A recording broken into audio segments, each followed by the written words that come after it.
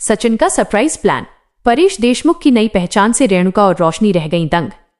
जी हां दोस्तों, उड़ने की आशा के आने वाले एपिसोड में देशमुख परिवार में ऐसा मोड़ आने वाला है जिसकी किसी ने कल्पना भी नहीं की होगी। माहौल सुबह से ही कुछ अलग था, जैसे घर की हवा भी किसी बड़े राज का इंतजार कर रही हो। रेणुका रसोई में हाथ तो चला रही थीं, पर दिमाग कहीं और ही अटका था।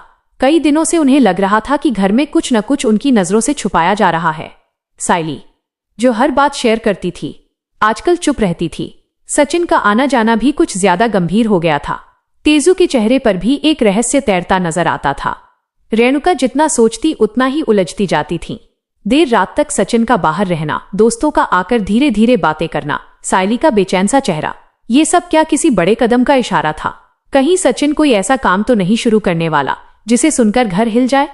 और उनकी वही बात जब उन्होंने अनजाने में कह दिया था कि कैब चलाना कोई बड़ी इज्जत की चीज नहीं, उन्हें बार बार परेशान कर रही थी।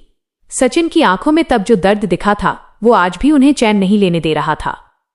इसी उधेड़बुन में वो थीं कि तभी दरवाजा अचानक खुला, लेकिन डर के साथ नहीं बल्कि एक गर्मजोशी भरी आवाज के साथ।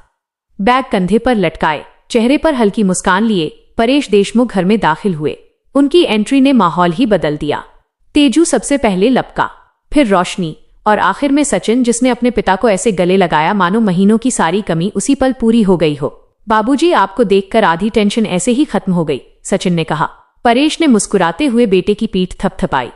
बेटा, तू बुलाएगा तो मैं कैसे ना आता? पर रेणुका अंदर ही अंदर सोच रही थी, आखिर इन्हें अचानक क्यों बुलाया गया? क्या यही वो बड़ा राज है जिसे सब इतनी सख्ती से छुपा रहे थे? कुछ देर बाद सचिन सबके सामने खड़ा हो गया। आवाज में आत्मविश्वास और चेहरे पर सच्चाई थी। आज मैं जो बताने जा रहा हूं वो सिर्फ मेरा नहीं, पूरे परिवार का फैसला है। सबकी निगाहें उसी पर टिक गईं। सचिन ने इशारा किया और उसके दो दोस्त एक बड़ा सा बोर्ड ले आए, सुंदर कपड़े और रिबन से ढका हुआ। कमरा अचानक सन्नाटे में बदल गया। बाबूजी, सचिन बोला, आज जो मैं करने जा रहा हूं उसका असली कारण आप हैं। रेणुका चौंक गई। सचिन ने गहरी सांस ली।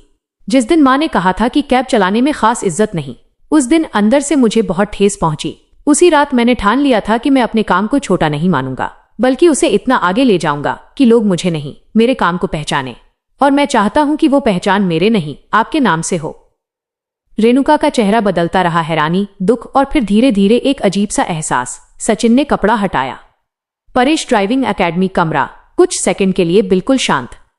परेश की आंखें भर आईं। उन्होंने कभी नहीं सोचा था कि उनका नाम इस तरह चमकेगा। सचिन ने समझाया कि यह सिर्फ ड्राइविंग स्कूल नहीं होगा, बल्कि युवाओं को प्रोफेशनल ट्रेनिंग देने का केंद्र बनेगा, जहां सड़क सुरक्षा, सम्मान और नई पहचान को बढ़ावा दिया जाएगा। सायली की आंखों से खुशी के आंसू बह रहे थे। तेजू गर्व से खड़ा था। पूरा परिवार भावनाओं में घिर गया। रेणुका धीरे धीरे आगे आईं। उनके चेहरे पर साफ लिखा था कि उन्हें अपनी कही हुई बात का अफसोस है, पर बेटे के इस कदम पर गर्व भी उतना ही। उन्होंने भी आगे बढ़कर बोर्ड पर टीका लगाया, ये उनके दिल से की गई माफी थी। सचिन ने दोनों के पैर छुए। ये दृश्य किसी बिजनेस अनाउंसमेंट से कहीं ज्यादा था। यह प्यार, सम्मान और परिवार की नई शुरुआत का पल था। रात को जब सब अपने कमरों में चले गए, परेश ने सचिन के कंधे पर हाथ रखा। बेटा, मैंने तो बस पिता का फर्ज निभाया था, लेकिन तूने उसे पहचान बना दी। सचिन मुस्कुराया। बस वही किया जो हर बेटे को करना चाहिए, अपने पिता का नाम दुनिया के सामने गर्व से रखना।